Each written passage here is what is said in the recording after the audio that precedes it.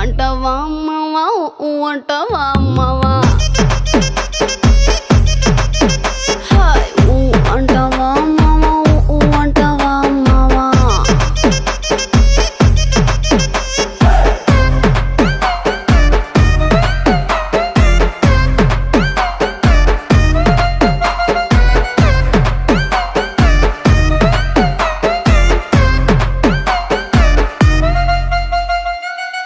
ఎత్తుకుంటే ఒకడు ఎగిరి గంతులేస్తాడు, కురుసాకుంటే ఒకడు మురిసిపోతాడు.